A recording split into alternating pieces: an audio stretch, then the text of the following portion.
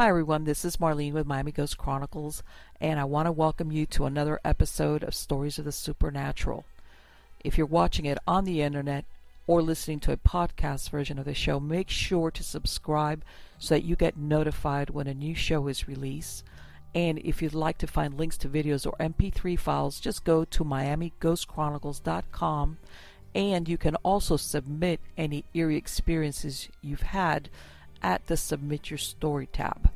Also, hook up with us on Facebook, Twitter, and Instagram, where you can find information not only about new shows, but also about monthly free merchandise giveaways.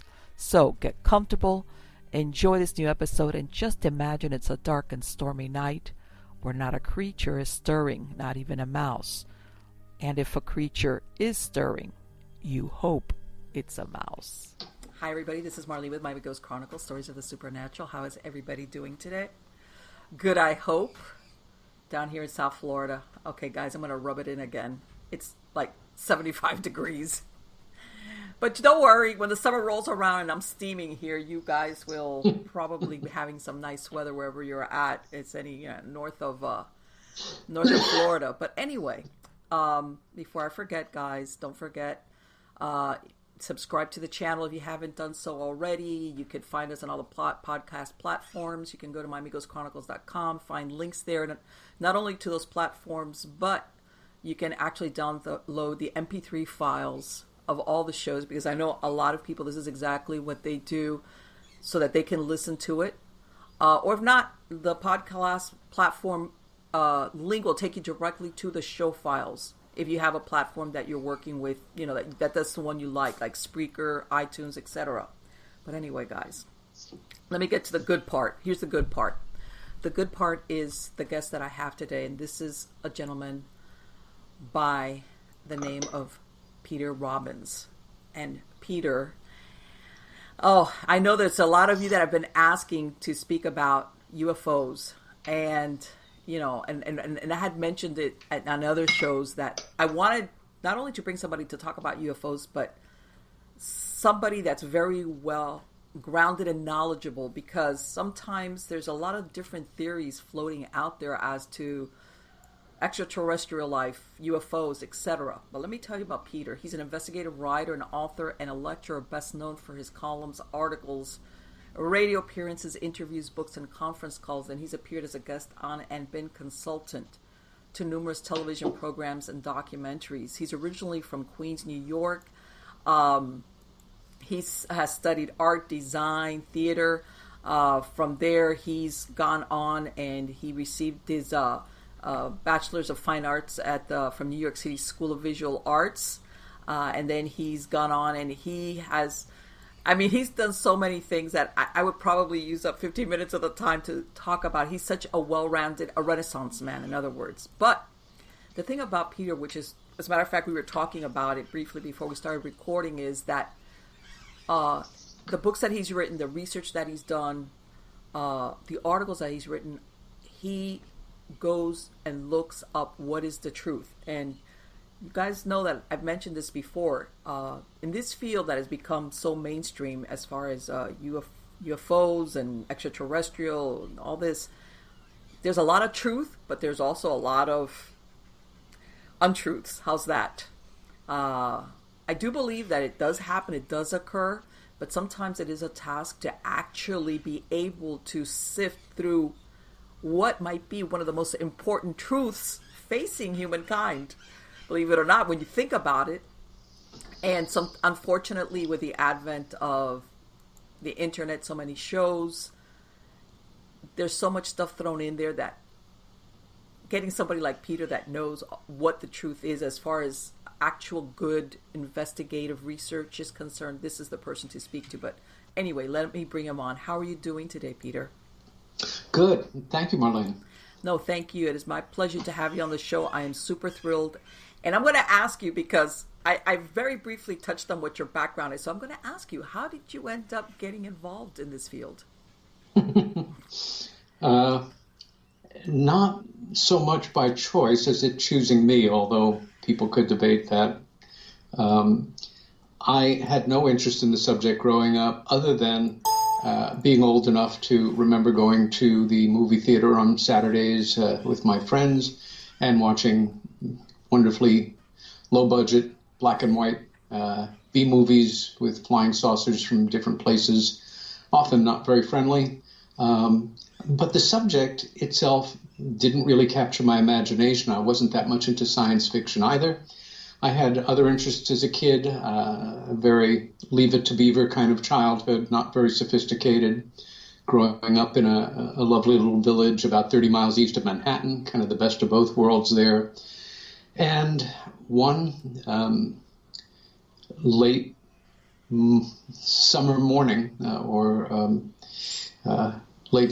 late spring morning, it was in June in the early 60s, one of my sisters and I were playing out in front of the house we were growing up in, and I caught something out of my right peripheral vision in the sky. It was a perfectly blue sky, absolutely not a cloud, no distorted anything. It was a perfect day. And we watched as 5 silvery white disc-shaped objects in a very precise V-type formation came flying in at high speed and simply stopped over the neighbor's house. They were metallic, not shiny like stainless steel, but like maybe brushed aluminum, metallic but subdued. I can't tell you how big they were, but they were close enough that both of us could make out around the edge of each one regular detailing, which many years later when we first discussed this, and there was a break of over 14 years, we both agreed read visually like windows on a commercial airplane at an appreciable distance. Well, we looked and looked and looked, and I went through a reaction that I've since documented, I'm sure, several hundred times in investigations and interviews over the decades. I've simply come to call it the checklist reaction. You can call it what you want, but essentially it's you're minding your business somewhere in the world. It's day or night. You look up and you see something or things that the one thing they or it has in common is you've never seen anything like it before. It may be violating all laws of aerodynamics, have an unusual configuration, but your mind immediately starts to rattle off to you everything that it or they are not. Kites, balloons, blimps, planes, helicopters, dirigibles, strange-shaped clouds, plastic bag floating by, a reflection from the ground, and then you're kind of stuck. And that's where I was after a few moments. I was 14. My life at that moment was basically being run by my hormones, a strong desire to be taller, have better hair, nicer clothes, be a cooler kid, not be the king of the nerds or have to wear glasses. And I knew if I talked about this with my little junior high school buddies, what I did understand from the adult world was that there was ridicule attached to the subject. And I desperately needed, to abbreviate the story some, needed something to tell me that this wasn't what I thought it might be, namely machines from elsewhere under intelligent control that were unlike anything that we had. And at a certain point, after a minute, 2 minutes, a long time, and an even longer time for kids, I had it. I was that anxious, and I went to run into the house to tell our mom, who was making lunch for us at that time. In the intervening years, after making this the repressed memory from childhood, which I was able to do in a matter of weeks. How we do these things, I don't know, but we do them, and this became mine. My sister later that afternoon asked me if I wanted to talk about what we had seen. I said no. The years went by, and more than 14 years elapsed before this memory came roaring back into my consciousness. I can give you reasons why I think it happened, the factors that led to it breaking through at that moment. The fact is it broke through. And I was so upset, within 10 minutes or so, it was like a tape loop. It just I couldn't get out of my head, and I knew it had happened. I thought I was going crazy because I couldn't understand logically how anyone could ever put a memory like that out of their mind, and yet I had successfully done it. I had to calm myself down and think about what to do. I was living in New York City's Chinatown at the time, a young painter, very excited about living that life, and looking toward a future of being a well-known, well-regarded painter in New York City. My sister at the time was a poet, living about a mile north of me in New York's East Village, about a year or so before the whole punk music scene exploded, which she became a major part of and ended up as a gold and platinum record award-winning writer and performer who worked with everybody and knew everybody in the field. But I called her up, and without feeding her any lines, I said, I've remembered something from childhood, and I'm concerned if I tell you what it is to validate my memory, you'll say yes or no, and I won't really know what you remember. So I set the scene, Marlene. I gave her an idea of what the weather was, time of year, where we were standing, and she just cut me off mid-sentence laughing, said, stop, I know what you're talking about. Proceeded to tell me what I remembered with one variable that she wasn't sure of, which we resolved the next day with a drawing and a painting that I had done that afternoon. She thought it might be 6, but we both remembered it as a precise V, which meant that it would be an odd number. It was 5, actually. And then she said something that changed my life forever, which was, but there's more and you're not going to like it. And again, to compress the story a bit, telling me that within moments of my going to run into the house, and I never quite got there, I passed out. I was knocked out. I fell down. I went unconscious, however you want to see it. And at that moment, she said, I started to rise, to go up, to float above the house. My sister, who passed away in the year 2000, and I were extremely close. We were a brother and sister, but we were very dear friends, roommates over the years. We shared friends. We were both writers, edited each other's stuff. She wasn't a liar, and she had no reason to make this up. This was more than 40 years ago that she told me this, before UFO abductions were a subject for talk shows or more than 2 or 3 books ever written, that kind of thing. And I became obsessed with the subject that very afternoon. And yes, that is how quite I got understandable. involved. Had she forgotten it during this period of time, or was it just you? No. When I asked her that question, we've been going all these years, what have you thought? She said, well, I probably not a day has gone by where I haven't reflected on them. And my next obvious question was, how come we never talked about this? And she said, it's simple, that you remember that afternoon I came up to you and asked you if you wanted to speak about this. I said, sure, I do remember that. And she said, my feeling was, you're my brother, I love you, I respect you, you're obviously uncomfortable with this.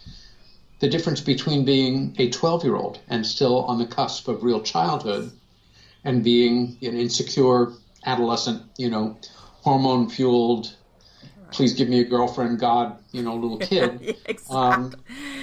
Was all the difference in the world. That didn't fit in your world at that moment at all. Yeah. She said, essentially, one day led to the next week, led to the next month and year, and here we are. That's why we never talked about it. She never forgot it, though. And she shared memories with me of looking down and seeing the house getting smaller for the first and last time in her life, seeing the bottom of one of these things getting bigger, and then having this series of memories of being walked through the hall, which was metal, by a number of beings. This was years before even the term gray was used to delineate that specific type of being that, most folks can visualize in their mind when I say that. But she remembered being walked through a hallway by a bunch of these little beings, and one that looked like the rest but was considerably taller, that she understood was the leader, so to say. She remembers being on the metal table, and the description of that is always within parameters the same, and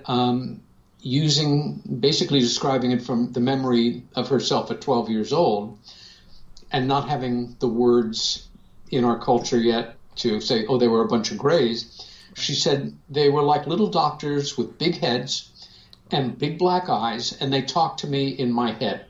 And she told me some of the things that she heard them say, or the big ones say. And all I can tell you is that in the intervening decades as an investigator, I have heard not just similar accounts, but basically the same account, and often with some of the exact same terminology. At some point, some years ago, this stopped being an obsession and something that I just continued to do because I felt it was important work. I was fairly good at communicating it and doing the research. But it can be trying at times, and what it's all leading to, we can only make our best educated guesses. But this is an incredibly important subject, and its implications for humanity of truly anomalous UFOs and their occupants is off the charts. How do you think that event affected your sister? Was it something like she said that she thought about every day? Yeah. Well, I can tell you because she told me. Some of the things that she heard in her head were, "You're special. We've seen you before. We'll see you again. We love you. We will not hurt you." For her, I think a certain amount of her take on these beings and whatever they're about was formed in a moment where there was a message that conflicted with itself. When she heard the big one, she assumed, say in her head telepathically, "We will not hurt you." She was experiencing pain at that moment from whatever procedure or exam protocol they were doing. She was not fond of them. I said, "Well, how did you feel basically just thinking about them in all those intervening years, not sharing it?" She said, "Essentially, I felt special." And that wasn't a bad thing. However, the anger involved in doing that to a little kid, even though there was an unnatural lack of fear, even rising, and we hear this over and over and over, it makes no sense. You're rising to a point where if gravity took over, you would die, and possibly very frightening, painful at the last moment. But there was none of that. It was just, gee, isn't this interesting? This is fascinating. It's the way it works. They seem to have the power to do this. But when her anger and resentment as an adult kind of emerged and she made contact with it, being an artist, and at that moment transitioning from being a poet to being a songwriter, and ultimately a very beloved performer in the greater New York area and beyond, her music, which was mostly in the punk genre, had a lot of anger to it. And she talked about this episode in music business publications. At one point, she had an image of cows being, lifted off the ground on the back of one of her albums, that kind of thing. She was very much an advocate for people who were abductees. She was a original member of Bud Hopkins, who is a name some of your listeners will be familiar with. He is essentially the founder of the School of Rational Scientific Research into this aspect of UFO studies. And I was lucky enough to call him a friend for 35 years and was his assistant for almost about half that time. So when I first met Bud, about a year after this thing emerged for my sister and I as a memory, and my life changed about it considerably, I then met Bud. And he was the first person to develop support groups for people that had these kind of experiences and do his best to help educate around the subject and be there as a resource for folks who had had these experiences. Right, because this, I imagine, was also the time where very few people, if any, would talk about having an abduction experience. Yeah, I think that's fair to say. This brings us almost immediately to how tightly wired up ridicule is with the subject of UFOs. And the way I sometimes try to express it is in what we'll laughingly call a relatively sane world, which we don't really live in. If you and I, were neighbors and we ran into each other on the street, and I said, "Hey, Marlene, how you doing? I got to tell you something. Last night or this afternoon, I was, cooking up a steak in the backyard or playing with the kids or walking the dog. And I looked up and I saw this thing or things, and I had never seen anything like it before. And it did this or it did that.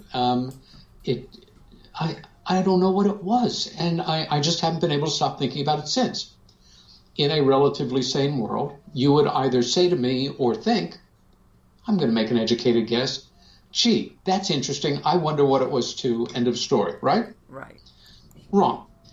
We are wired up, most of us, in our culture, to hear somebody say something like that. And I'll say it's diminished over the years, but it's still a genuine major situation we deal with of, okay, I just heard Peter say that. What is wrong with him? Is he having a mental episode? Is he going mystical on me? Is he hallucinating? Is he on drugs? Is he on drugs, right? Is he trying to fool me?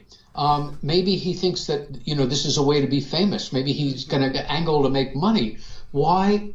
In other words, everything except what's right in front of your face. How did that happen? It makes no sense whatsoever. How did our world get wired up like that?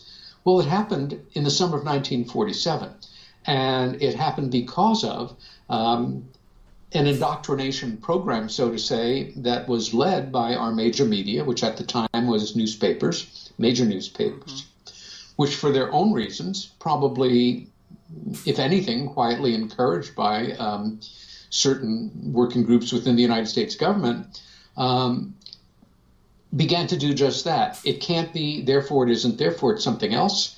And anybody that takes this seriously is a fool or a con person or a mystic. There's nothing to it, folks. And the extraordinary efforts that mainstream media and the Air Force, which just came into existence, the Air Force came into existence literally 2 months after the whole UFO subject first was born into our culture, with two events. One, a sighting by a private pilot and businessman in Washington State on June 24th, 1947, Kenneth Arnold flying his plane in the Cascade Mountain Range. And then about a week and a half later, with the discovery of a debris field on a ranch some miles outside of the then fairly small, quiet town of Roswell, New Mexico. And then the reports started to come in from all over the United States from credible witnesses, and within a week or so, other countries as well. And we were smack in the middle of the beginning of the modern age of UFOs.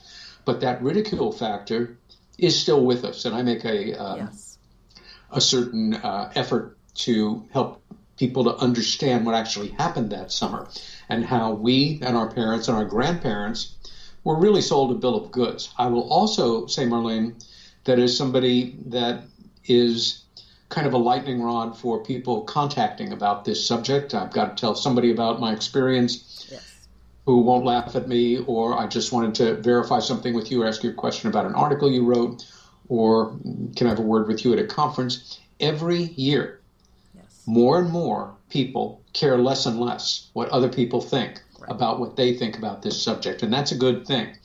And interestingly, millennials and younger folks are born into an understanding that, of course, this is probably real, and of course the government covers it up.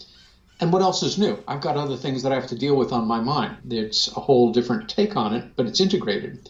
For folks who are now, in early retirement age or coming to it, or in their 60s, 70s, 80s, who are lucky enough to, have a little discretionary spending and paying their bills and now able to do things that they put off 10 years ago who wouldn't have been caught dead at a UFO conference or mentioning the subject at a dinner party are now, no, it's changed. You want to fight about this?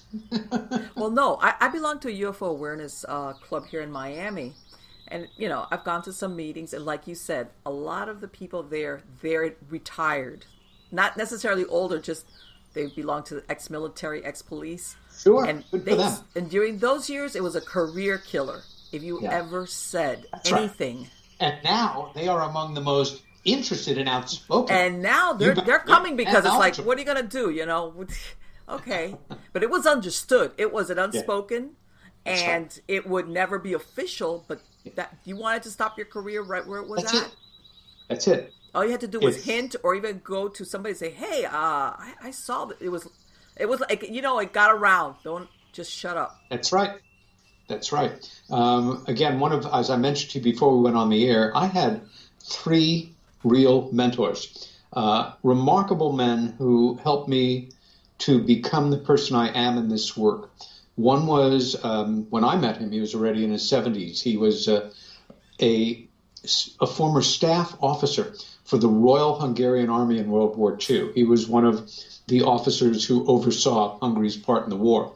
Hungary, who had been, the country had been kind of seduced into an anti-communist pact, terrible fears by the Germans, woke up one day and realized, oh my God, we're on Hitler's side. Coleman von Kavetsky was his name, and he was in charge of all photo reconnaissance and photo analysis for the Hungarian military during the war. So I learned a fair amount from him. The other was a wonderful guy who died much too young. Pete Mazzola was a tough, no-nonsense, Italian-American Brooklyn, New York City police detective, wounded in the line of duty a number of times. Also a crack UFO investigator who took a little good-natured kidding here and there from his brother officers and detectives, but he was a really good cop. And he was the first person I knew who he had been trained by the New York City, through the New York City Police Department to conduct regressive hypnosis in criminal investigations. One of only a few people with the NYPD to do so. But he was the first person I knew to use that skill to conduct regressive hypnosis with UFO abductees and experiencers. And now, if you were to want to get not polygraph, but voice stress analysis technology, you can get it for your computer. Back then, it was fairly large, bulky technology at the John Jay College of Criminal Justice here in New York, but they let him use it to check the stress level of people who had these experiences. And then the other was a painter like myself, who became the finest self-trained investigative writer detective I ever knew, and who wrote a tremendous hundreds of articles, probably in monographs and conference papers, and a handful of remarkably important books. That's Bud Hopkins. So I was very fortunate in my ability to come into this work grounded and well-taught, and to be able to continue my own education, so to say, on my own, with proper grounded values. It never, for me, has been about, well, how can I put it? I've screwed up massively in that one of the things that some people know me best for is having co-authored what a lot of folks felt was a very important book about Britain's best-known UFO incident, the so-called Rendlesham Forest incident, which the book is called Left at East Gate, and you can find it online. But it turned out about 3 years ago, a scandal erupted around that book, and rightly so, because my co-author, allegedly a witness to the event, turned out to be essentially a sociopath who created his part in it and convinced me of his efficacy and involvement, which I took and ran with. And I've spent the last year and a half of my professional life apologizing for and rebooting my career. What I'm saying here is belief works when it's supported by evidence, and you have to dig deep sometimes. Also, I wouldn't have known it, I wouldn't have believed it beforehand, but some people simply don't tell the truth. And they do it very well. It's definitely exception to the rule. And the overwhelming number of individuals I'm convinced that I have dealt with, known, worked with over the decades have been as presented and fully authentic. We're dealing with something real here, and to quote a gentleman named Twining, a Air Force general, Nathan M. Twining, in a very early September 1947 secret document, the phenomena reported is something real and not visionary or fictitious, end quote. Peter, let me ask you something. When that happened in Roswell, and of course I know what you're saying as far as disinformation, do you think that our government, I want to say the American government because it happened in the United States, was already aware of UFOs? Or were they also caught off guard because of the crash site and they just scrambled to That's a great question. Disguise it because, okay, so we need to figure this out, but we just know we can't let the public know about it. There are two decided schools of thought in this. There is some documentation, although I don't know if it's fully authentic. It may well be, showing that going back to the early 40s, that there was an awareness of this presence under the Roosevelt administration. But if there was, the information was held by I'm making an educated guess here, a very small number of individuals within the military and intelligence community. In June of 47, with the advent of the Kenneth Arnold sighting in late June, and then for that next week and a half or so until this debris field was reported by the ranch foreman, Mac Brazel, to the base. And then Jesse Marcel, the base intelligence officer, and another officer went out to check out the debris field for themselves. In that intervening week, already, you can bet things were buzzing in Washington. I'm comfortable with either one of those theories, but again, even if there was knowledge of it before the summer of 1947, it was held in a very, very limited circle, where that summer, that circle expanded.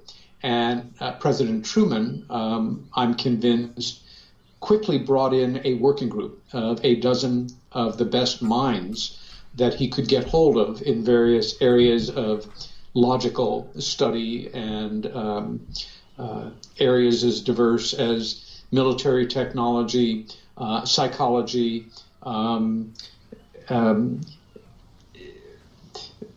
the effect it would have on our society, etc., to pull the wagons into the circle, so to say, and figure out what had happened.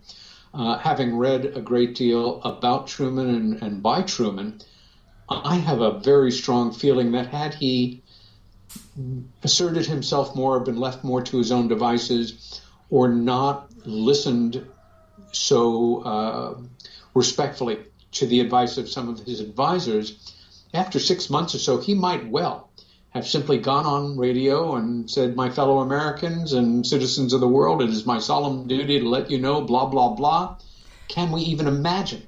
Well, you know what? And the reason why I asked you that is that you remember when Orson Welles did that radio of War of the Worlds, that there were people running around like the end of the world was taking place. That's an area of study that I have also delved into deeply, and you're talking about, of course, the Mercury Theater of the Air.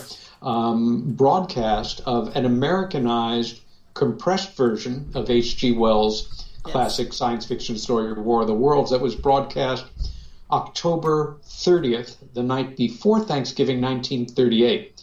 This was within a month of the beginning of World War II in Europe, and America was on edge.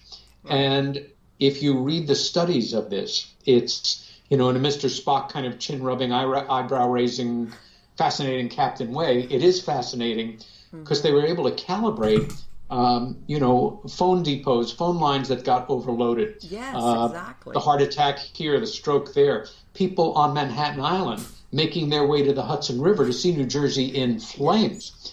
And yet, even though several weeks were compressed into that broadcast, which should have been a cue to listeners, they missed that. There were commercials. folks at the Martians are really attacking, they probably won't have commercials. You know what? And I want to say there was an innocence about the population. Yes. Well, exactly, Marlene. Exactly. However, that case and that event is occasionally still put forward. And you know what? Partly rightly so.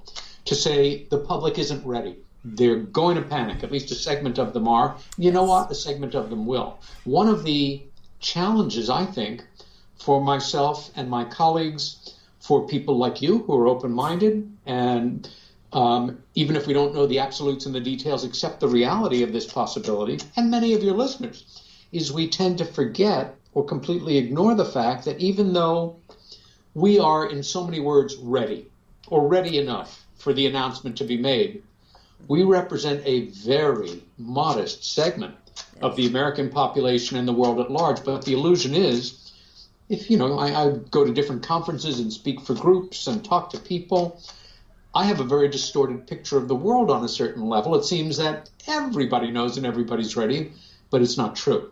And I do have colleagues who could care less. It's just, they'll get used to it. Power to the people, release everything now, disclosure. Yeah, exactly.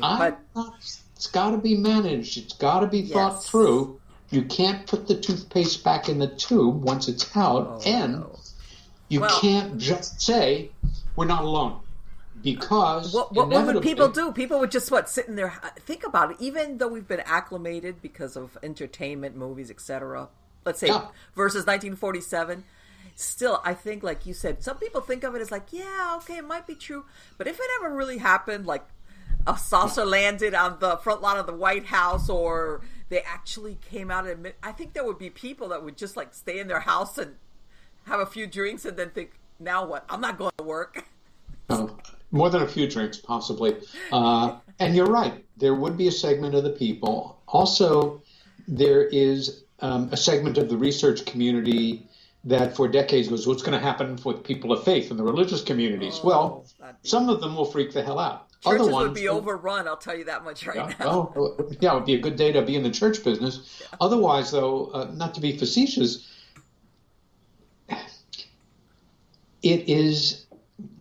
there's so many unpredictable aspects to it. Yes. Number one, as one of the best known and most respected and beloved ufologist ever, who has only recently begun to go into retirement, that is Stanton Friedman, who has been doing this work for over 50 years, a distinguished, now retired nuclear physicist, who is very, very nuts and bolts and very pragmatic, and as a result, somebody who a lot of us look up to.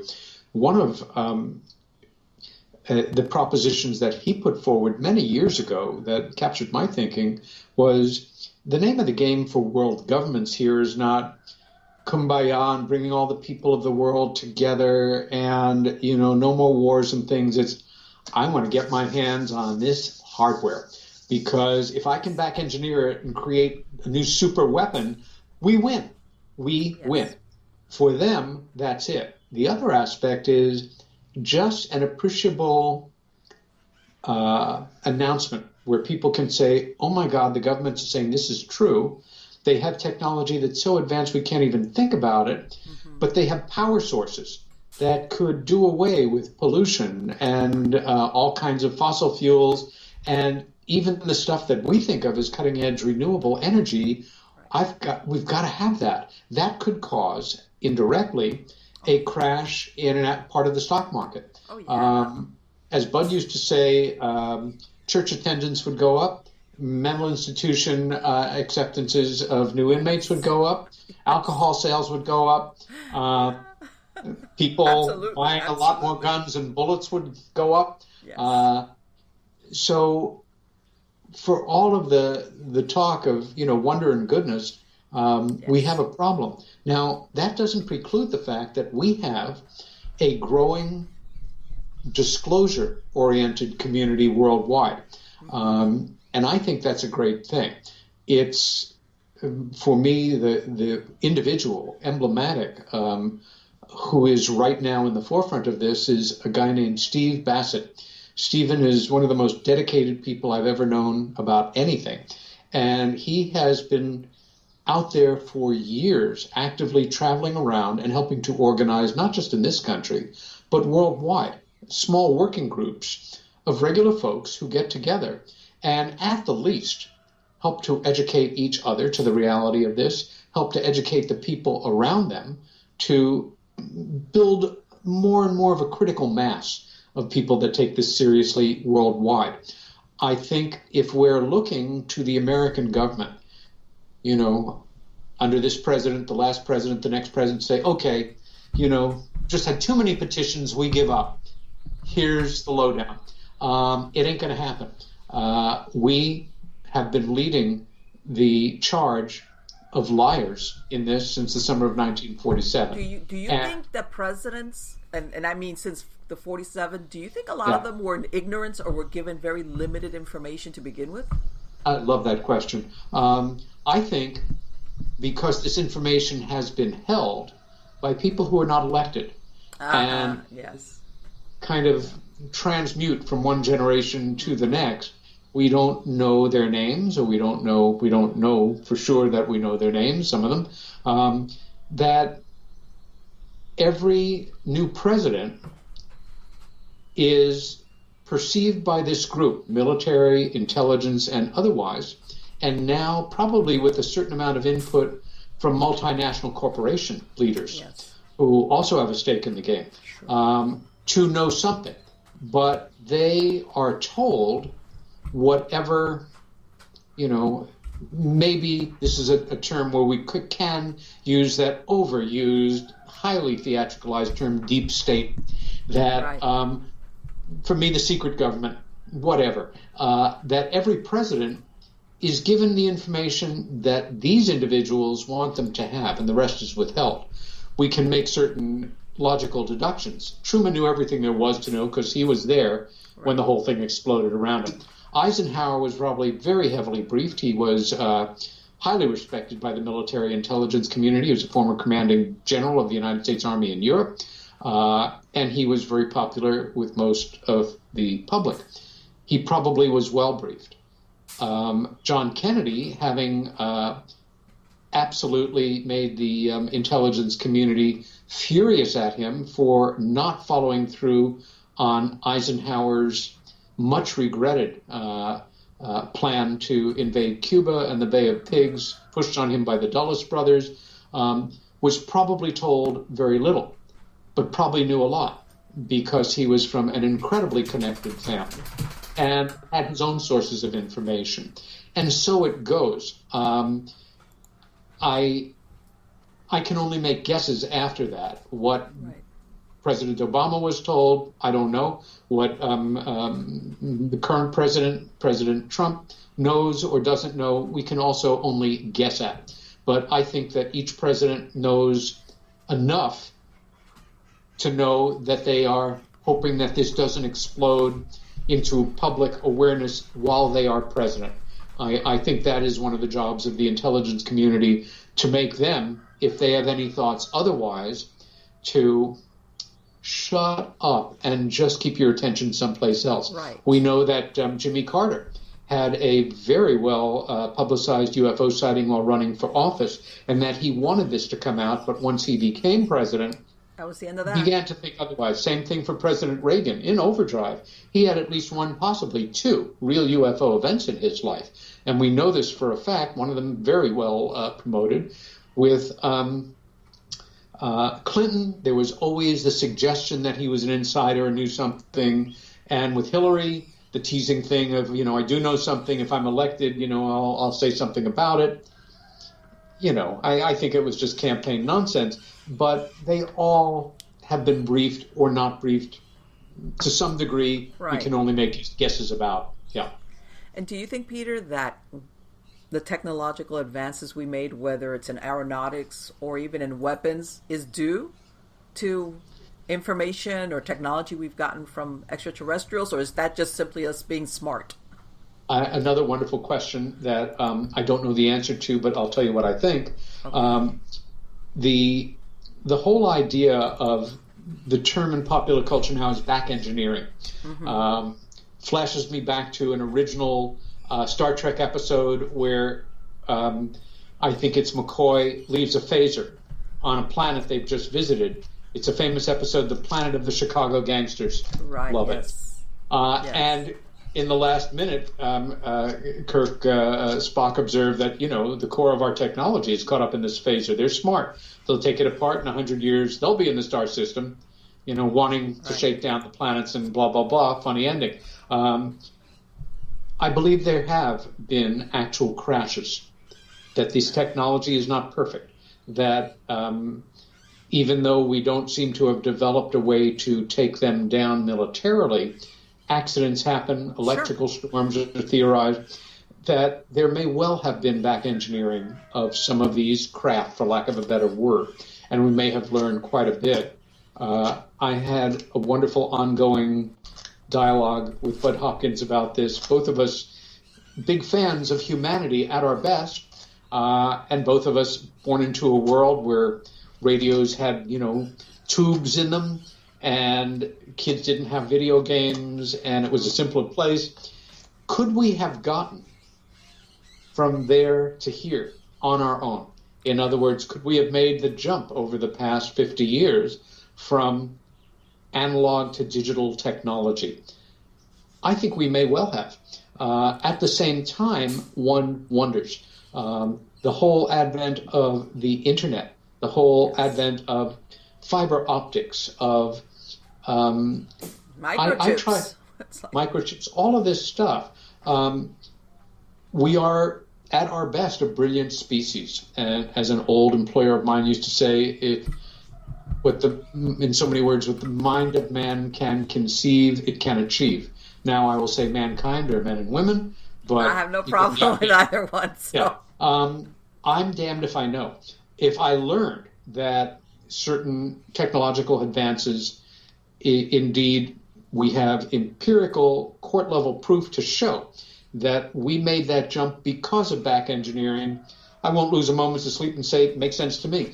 If it could be established that we absolutely did this all on our own, in tandem with the fact that we came into an age where we are interfacing with intelligences from parts unknown, or beings that have always been here with us, one dimension away, that may be sitting right there in your lovely room and right here with me right now, enjoying our conversation and with us in Simon Memorial. We can only make educated guesses. I keep going back to the iconic poster that for many of us is emblematic of one of the most popular, relevant television shows of all time, The X-Files. The poster says, "I want to believe." And isn't that the story of so many of us? I want to believe that this is not happening. I want to believe it is happening. I want to believe if it is happening, they're all good. I want to believe if they're all good, they're especially good to me. And that they'll clean up all the pollution and the rancor in the world, etc. Right. The happy ending. But how about what Hawkins was saying towards the end before, a little bit before he died, where we had to be very careful about that face-to-face, that close encounter, per se, because we might come in on the short end of that stick? Yeah. Well, let me preface that by saying after more than 40 years, many of which have been immersed in this subject, in studies, in investigation, in networking with people, in being out in the field and being in archives, I know at this point how little I really know. I know for a fact, as well as I can know it, we're not alone in the universe. Right. In fact, deductive reasoning suggests to me that the universe is teeming with life, even if much of it is very basic. But those building blocks are there. We now know from even the most conservative members of the astronomical community that there are millions of situations out there where we have a planet about the size of Earth, about the same distance from a star about the size of the sun. Now, if you're a person of faith, you can say, well, here it is, the basic building blocks for God's firmament and life emerging in another corner of the cosmos. If you are either agnostic or very scientific in your thinking and not influenced by the idea of a supreme being, you can say, well, there you go. We have the scientific conditions necessary to produce the basic building blocks to produce that little one-celled animal that sooner or later is going to become a two-celled animal, and off we go to the races again. Right. I don't know. I think that it could be manifestations of both ideas. At the same time, the one thing that almost fascinates me in terms of its, I won't even say ignorance, it's a willful resistance to the overwhelming factual nature of all of the factors that suggest to us that we're not alone. And again, for me, the mantra there, and I'm not talking about skeptics here, Marlene, you and I, as people who are in this work and have a public presence, it's part of our obligation to be skeptical. Yes, and absolutely. To the degree that we're not, we can be messed with or fooled or rely on belief rather than evidence to move forward and suggest something is so. But I completely just lost my train of thought there. Well, no. As far as being skeptical about... Oh, yeah, what I'm going to say is skepticism is different than being a debunker. Interesting word, which is the difference of night and day. A debunker is somebody who simply knows that we're wrong. How do they know it? Because what we're proposing, that we're not alone in the universe, and by extension that there are advanced intelligences visiting us without any impunity, coming and going in very advanced technology for reasons we can only guess at. It can't be.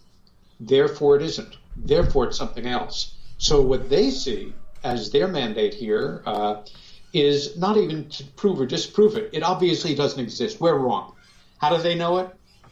Because they're just amazing and they're so smart. And so they insult all of us by reducing it to, you're either, you're kind of a mystic, you're sort of a dreamer, you're a hippie, you just want to believe that, there are aliens coming and going because it's so romantic and cool, but you're wrong. We're pragmatic people here, and we know it can't be, so listen to us. Pat on the head. Yeah, well, I mean, I think on the contrary, I think people that think like that in reality playing it safe, because if they open that door just a little bit, you never know what's going to be on the other side of that. No, I think in many cases they're dealing with, either consciously or unconsciously, their own anxieties, fears, longings, terrors. If this is true, there are some people, and I get it and I don't get it, who follow certain religious traditions. Wonderful for them, good. Where they feel somehow that if there is life out there, it conflicts in some way with teachings in their Holy Scripture. The problem here doesn't have to do with any particular religion. It has to do with fundamentalist thinking, which means I am completely unbending and rigid. There is no interpretation. There is no series of ways to look at this. It is what it is, and that is what I say it is. And if you say it's otherwise, you're a blasphemer, you're an infidel, you are an enemy of my religion, you're, somebody who doesn't believe in or hates God, and it's spun completely out of control. I think that is one of the tragedies of humanity, religion, which should be at the core of so much that is good and so much of what should serve humanity. Growing up in the Reformed Jewish tradition, I was taught that God was love. I wasn't stuck with a lot of dogma, and I'm very thankful for that. I understood that the Bible was written by real people, but also that it was a combination of actual accounts of things that happened, of the rewriting of earlier myths, of morality tales, things we could learn from that were written in a manner to learn a lesson, not so much because they were true, but because they helped us understand something. It was a message. Now, for some people, they would consider me absolutely a traitor to God, or somebody who does not understand the nature of the Bible. It was written by God himself with his giant gold fountain pen. And I'm sorry if that sounds cavalier. But, you know, I mean... But, and you know what? You remember that... You're back in the 70s or 60s when you were a square guy. You know, you're square. Well, but this is what they are. They want to live in that square. And if you tilt it a little bit, then their world, not only from the religious point of view, as far as their belief systems, can go on its side. But then you think of it, if you're thinking of, let's say, in the terms of God being a creator... Yeah. This should expand your horizons, as in, he is the creator. Hello. Exactly. There it goes. The miracle of creation extends out to the ends of the cosmos. Yes. So that should only increase one's faith in a divine presence. Unfortunately, this is not the way it is. And when I first got involved in the work and just, you know, power to the people and reveal everything now and tell us what's going on and stop the secrecy and all this, I was fairly short-tempered with a lot of these folks and, you know, got into a lot of people's faces and got in arguments and things about it. Over the years, I've come to understand that for most folks who take a very contrary or aggressively different view on this subject, you know, you're all just crazy and you're all living in science fiction and, you know, you just want to escape the problems that we humans have caused and, you know, think of these aliens going to come and help you, and it's just not the way it is. I think behind a lot of that thinking is understandable anxiety, confusion, even fear in cases. So I choose to not get in people's faces about it, to have compassion, to try to understand, and to remember how challenging this subject is. I remember how challenging it was for me the first year or two. I had to find a therapist to help me wrap my head around the idea that this was really a fact and that something like this had happened to my sister and happened to other real people and that we were not alone. And I found a brilliant psychiatrist who did take the subject seriously and helped me immensely to normalize my attitude about it and then get to work in this world, in this subject, without a lot of internal conflict about the basics regarding it. Well, and you know, now that you mentioned that, Peter, because I'm a trained hypnotherapist myself, and I've worked with people who had done exactly what you described, where they have forgotten certain things. Yeah. And people don't realize, you know, because everybody thinks of that as amnesia, and it's not necessarily amnesia, but usually our minds will do this if we're not ready at that moment to take it in. That's right. And eventually, like it happened with you, it either comes back all at once or it'll drift in, because maybe then at that moment is when you were ready. And I'll tell you, to go back to what we were first talking about, why did this awareness come back to me when it did after more than 14 years? Off the top of my head, several reasons. Number one, I lived in New York's Chinatown at the time, and Chinese New Year's in February. And in the old days, before Mayor Giuliani outlawed, well, fireworks were outlawed, but he cracked down on the Chinese community about it. They had always looked the other way. It's a 6,000-year-old tradition, for gosh sakes. A lot of us miss it. You know, sparklers are not the same thing. No. But living in the heart of that community, during that particular New Year of, I think, 1975, for 2 or 3 days, you really don't sleep. You walk in the streets and you're only not smelling Chinese food, but cordite, you know, from exploded firecrackers. I think my cat had a nervous breakdown. I mean, it was just a lot of noise and kept me up. Number two, I had at that point in my life immersed myself in a number of human potential workshops, as we used to call them.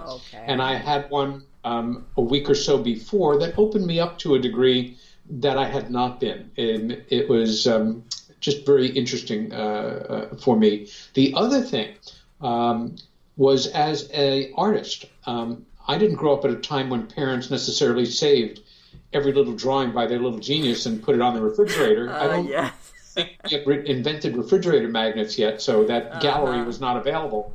But at a year or so before that, my grandmother, who was a New Yorker, surprised me out of the blue, gave me several dozen drawings I had done from about the age of 14 back to about the age of 6 that I didn't even know still existed. And it was a revelation to me as an artist to see these works, most of which I remembered immediately when I looked at them. And a former girlfriend of mine who was remained friends, she did something quite wonderful. She took them all and put them in acetate with using electrical tape, because some of them are on manila paper, very fragile. I had just been going through them and was looking at drawings that I did, having nothing to do with the subject, but I had done within a few months at 14 years old of this memory, having the reality having happened. And I think it all conspired together. Now, talking about regressive hypnosis, when this memory came back, I didn't need regressive hypnosis. It just came roaring to my head. However, over the next few years, as I became aware of this as a tool, and 2 of my mentors were also credentialed in doing regressive hypnosis, Hopkins and Detective Sergeant Mazzola, I waited until I was good and ready. And then over the course of the year, I underwent regressive hypnosis with both of them and a third practitioner. Why? Because I wondered if what had happened to my sister had happened to me. I don't think so. I'm convinced not.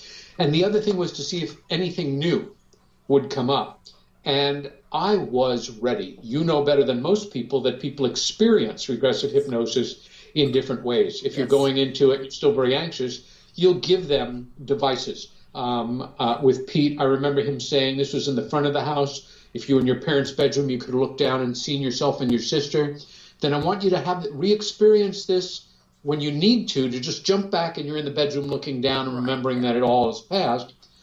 I was ready for these things, and I experienced it in total alpha state. I was 14 again. It was actually one of the most moving experiences of my life. I was 14.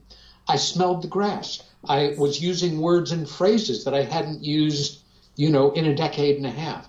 I was perceiving my whole reality in that framework of being under. There's a part of you that knows. It's hard to explain, but it's like willful dreaming. I know I'm having this dream, and I could wake up now, but I don't have to, and I'm just going to let it keep happening. Right. All I can tell you was that it was joyous. And when I haven't listened to the tapes in years, but the phraseology, and that I was wearing a polo shirt instead of a T-shirt, I was wearing dungarees instead of jeans, I was wearing my Keds. It was pretty amazing. You know what? And when you were telling me that story at the beginning, I was dying to ask you what was going on with you at that time.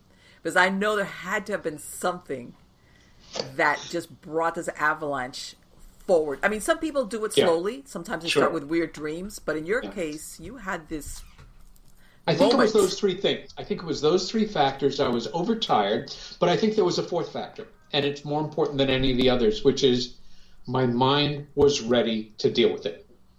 Yes, the lid could come off the garbage can, and I could make some sense of it and wrap my head around it after 14 and a half years for reasons, who knows? But that's the way we everybody's internal psyche is different. Yeah, like I said, and some people, by the way, never get to where you got. Some people will go their whole lifetimes without recovering that memory because they're just never going to. If they ever recover it, it will damage them. They'll stop functioning. The free-floating anxiety, or that they are aware, but they live in terror, or at least fear of being exposed or exposing themselves. One of our leading voices in abduction studies, who's kind of semi-retired now, Dr. David Jacobs, retired associate professor of history at Temple University in Philadelphia for many years, wrote a number of books on abduction. And one of them, the first one, I believe, the title was Secret Life. And it says it very well. The idea of this is the one thing, more than anything, I don't want anybody to know about me, because if they thought for a moment that I actually believed that something like this would happen to me, it would fracture my relationship with them tremendously or destroy it. I can't take that risk. So I prefer I walk around with quite a number of confidences in my head.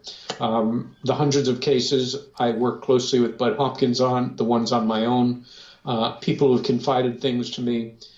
And a fraction of all of that involves a number of public people who are actually well known or what we call famous, who either they or their children had experiences like we're talking about, and that fear of having their public life sullied by, muddied by, mixed up with this crazy subject, it has not been good for relationships in some cases between children and parents. I'm familiar with a number of them in the performing world, the world of politics, the world of writing, every kind of artist imaginable, and who have, looked for support and treatment, a community, so to say, or at least a validation that they're not out of their minds. And, I will always keep those confidences. There's no area of humanity, whether it's socioeconomic, racial, ethnic, financial, religious, that this subject and these experiences do not touch. Of course, and you have to understand, Peter, sometimes for somebody, let's say somebody that doesn't have to per se worry about if they're well known or how it's going to influence their public persona. For some people, and I'm talking an abduction scenario, admitting this to themselves is, what if it will happen to me again? Can they do this to me again? Yeah. Even as an adult, some people, they cannot function with that possibility being part of their world. Yeah. I couldn't agree with you more. And I have to say, although I am a sympathetic, compassionate person, I have a lot of empathy. I have a good imagination. However, even having interfaced with hundreds of people who I am convinced are authentic experiencers, abductees, have had profoundly life-changing sightings, it's still difficult for me with an account like my sister's, a very basic abduction account or fragments thereof. No matter how many times I've heard it, no matter how detailed the accounts have been, no matter how close I've gotten to the individuals involved, what evidences have been presented, I don't know. I know I don't know how I would react in a situation like that. For all of my knowledge or experience, without a direct experience, I might just freak the hell out and never want to have anything to do with the subject again. Well, why because not? You have to understand that this takes you, let's say, as a human being from the top of the food chain. When I mean the food chain, as in kings of the world, we have whole dominion over everything and all, and life. It flips it on its head. Now we're at the bottom where we could be plucked, away. So for some people, that going from the top to the bottom. Well, Marlene, you're onto something terribly important here. And in all seriousness, I think it is one of the roots that hold denial in place. That for anybody growing up in the so-called Judeo-Christian tradition, we are allegedly made in God's image. Well, if we're made in God's image, whose image are they made in? And if we were brought up to understand that we are the ultimate manifestation of creation in terms of complexity, and we're the kings and queens of the world, we roll domain over all of the other living creatures. Not doing a very good job with it, actually, but we're still there, Unfortunately, again, if you have even a remotely fundamentalist point of view of just a set, inflexible set of rules, logic, understandings, laws of the universe, laws of God, etc., sitting there in front of you, this challenges them all. Yeah. And if this is the way it is, I can't even begin to deal with it. I don't want to deal with it. Therefore, it's the devil's work. And fundamentalists often, I'm sorry to say, and the religion doesn't matter, will say, this is Satan trying to fool us. And I have had a number of respectful debates with colleagues who do identify themselves as fundamentalist Christians, and they've got it all covered. I mean, any question that I've been able to pose for them, they've got the answer, which works for them. What about objects that we track coming in from really deep space? Well, Satan understands this and, understands that this, and there's no real argument because it's a totally self-sustaining belief system and every defense is in place. So, as Tony Soprano would say, what are you going to do? Well, see, this is where the horizon, there is no line on the horizon. It gets misty and you don't know what's off that horizon. That's exactly what we're looking at. Well said. Is it oppressive? Well, I mean, and that's where people like that misty edge of the horizon, like, oh, and some people, and I understand that because as God knows, we're all busy multitasking day to day. So, thinking about the reality, the possibility, the hard possibility that this is true. I believe that even the sanest human being would probably just, I don't want to say pass out, but they'd better have a chair close by and then it would be all downhill depending on your psychological makeup, whatever. Yeah. But I personally, I think it's very exciting, scary sometimes, especially, but very exciting because it is very exciting. It is. It is very exciting. I'd like to think that there will come a time in the future, long after we're gone, where humanity, if there's anybody left, and we're not just, grunting mutant creatures from the last nuclear war, but that we manage not to destroy ourselves and our planet, there will come a time in the future when humanity will look back on this period, the latter part of the 20th, the earlier part of the 21st century, and say there were people there who basically had an opportunity to live enjoyable lives with all of their needs covered and not have put themselves on the spot. But they did the hard work, they did the research, they did the investigation that created a critical mass that ultimately, when the truth became known, however it did, enough of us were prepared to help educate the other people, and we know their names. And, we study them in school, and we're thankful that they did what they did with their lives. I'd like to think that time will come, and that some of the real pioneers in this work will be acknowledged then for the sacrifices they made.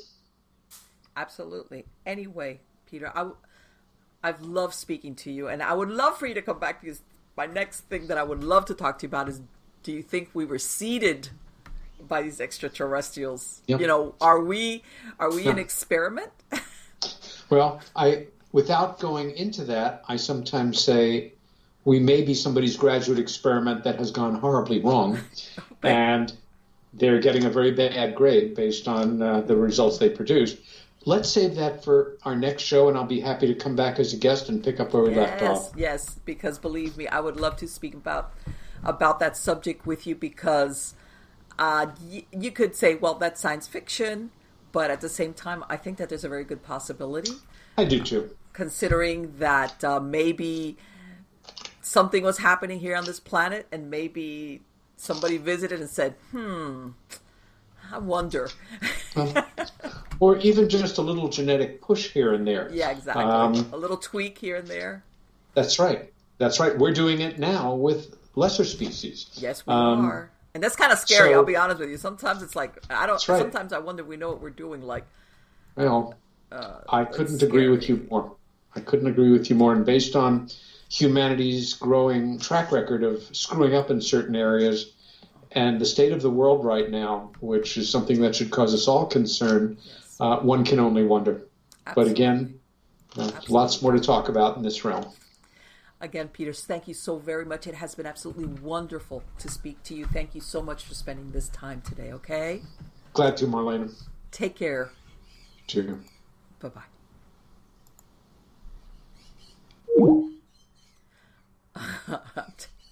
I could probably spend 3 days talking to Peter Robbins. What a great guest. God, he's wonderful. I'm telling you, this man, I'm not kidding. I mean, you guys know that I have a lot of guests, and of course I always bring up the bios. I'm not exaggerating. If I had to actually read Peter's entire bio of his background, what he's worked on, his areas of studies, it would have probably taken me about 5 minutes, straight, just to go through all of it. So I chopped it because I said I don't want to lose this time from the interview. But he is, and one of the things, and I love that, and you guys know that I'm into the research. Yes, I love open-ended possibilities, but I still like when people bring theories, hypotheses, whatever. It's like, okay, you came up with this based on what? I mean, maybe you haven't reached the conclusion yet. Maybe it's in the process, like what we were talking about. There's no definitive answers. But to get to the point where you're at right now, you got there because of this, based on these observations, reports, investigations, hard facts, medical research, et cetera, et cetera, et cetera. Okay, that's good. That's good. Versus, well, one day I had nothing to do. I believe in research. And sometimes research leads you in one direction, and then you get more information, and it pulls you in another, which, by the way, we're talking about, because sometimes people, especially in certain areas which are questioned, they come up with a theory or with the way it is, and then when new evidence comes forward that's contrary to what they claimed or the conclusion that they arrived at, or that they say this is probably going to be like that, then they just don't go there. And the true researcher wants to research, but is not afraid of coming up with something new that either confirms their prior findings or says, man, I was wrong about that. And you have to say, hey, I'm sorry. Up to this point, based on what I had found, I thought that this is what this was. But now I have found this. Why not? But unfortunately, usually what gets in the way of that is big egos. But anyway, again, he was a splendid guest. He's very knowledgeable. He's very well versed. He's been doing this for a long, long time. And the cherry on the top is he had his own first-hand experience. That, by the way, a lot of researchers in ufology, and they've researched, by the way, they might be excellent researchers, but they've never had their first-hand experience with this. He had it. And he handled it differently than his sister. Obviously, their experiences were close, but, from what he's saying, he was not abducted. Maybe the one that they wanted all along was his sister, and he just happened to be there at the same moment.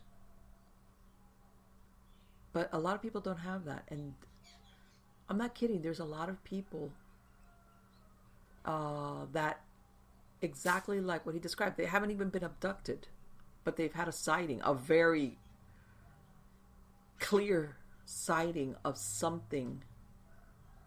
Like he said, that you go through that checklist of what it could be. And even as a kid, as a teenager, come on. And somehow or other, yes, absolutely, when you're a teenager, there's a lot of really important things like dating, the opposite sex, whatever, that take up your time. But still, what he did with that memory, that total oblivion of that memory, that wasn't just because he was a teenager. That was because maybe at that time, it would have overwhelmed him. And people do that. People will do that temporarily and sometimes forever. depending on your psychological makeup, depending on what's happened to you later in life, where recovering the memory of that experience, for lack of a better word, is just too traumatic. And that, which I'm glad he answered what was happening with him as to why after 14 years he suddenly recovered that memory all at once. And thankfully his sister, she had remembered all along. And I'm going to tell you something. His sister must have felt more than once that this was something that was never talked about again. She must have felt from him that when the door comes down and it was like, hey, I know and I remember, but it's not the same for him, at least not now. And that's how that happens for people. Sometimes it takes them years and years, sometimes never at all. Sometimes they have a moment where everything just, something triggers them. Other people start having dreams. Weird dreams, they think, at the beginning. Very vivid dreams. Or then little by little certain memories start filtering back. And then they start doing research and maybe they start talking to family members, whatever the circumstances are. But our mind is there to protect us, to keep us functioning. And that's sometimes why people have those episodes of forgetfulness, if you want to call it. And I'm sure that there's a lot of people walking around out there that if they haven't been abducted, have seen things, and they put it away in some deep pocket of their mind. And some of them, at some point, take it out and examine it. And like I said, think about it. Like what happened with his sister. That she was plucked up, taken up, examined, being told telepathically, we love you and we care for you. We're not going to hurt you, while at the same time hurting her. Okay. Now, regardless of whether you're male, female, whatever, man, woman, child, this experience has got to be the ultimate experience of helplessness, of being overpowered. Whatever the intentions of these ETs were. Whatever. Was it just studying us? Just observing us? Bottom line, as cognizant beings, even as a child, this is the ultimate act of being helpless. And I think for all living things, especially humans, this puts us, for lack of a better word, at the level of the lab rat. They can be kind and nice to us and pat us on the head. I'm not going to hurt you while poking you. Oh, and by the way, we might do this once or on and off. You never know. Talk about a head game. Talk about trying to, how do you live a regular, normal life, as in going to work or going to school, relationships, everything that surrounds us, with that knowledge or that fear, because let's face it, that I could be picked up and be examined again. If I come up on the list. Let me tell you something, that is something that's really, really difficult for most human beings to wrap their heads around. And I'm going to give you, I'm going to go to Hollywood land just to give you an idea. The Alien series, that they did the basically prequels to the original Alien series with, Ripley and everything, which is Prometheus and I think it was Alien Covenant. And in, one of the characters is a very human-like robot called David. Okay. And if you follow some of the storyline, which gets kind of convoluted, David at some point is manufactured to be so human-like in feelings. I mean, not only in appearance, but emotionally. Basically, they've given emotional intelligence to a machine that it dislikes so much being in service as a servant or having to be bound to the will of a human, that it actually revolts and causes, spoiler alert, the destruction of an entire crew that had gone out to try to find the origins of humanity. And of course, a later version of that David robot is much more, very human-like, but still they realize, that's not good to make it. My point being that one of the things about us humans is that we have a real hard time with being used or being thought of as either slaves or chattel. It does something to us up here. Now think of it. Think of that if you were ever an abductee with memories of that. What is your reality like? What is your reality like from when you realize that you can be manipulated and picked up by a life form that is so far advanced than anything on Earth, that where do you hide out? Where do you go? What do you do? Yeah, food for thought. But anyway, guys, I hope you like this show. I'm hoping to be... Peter was kind enough to share this time, and I'm hoping to bring him back on because I do want to talk to him about the flip side of that.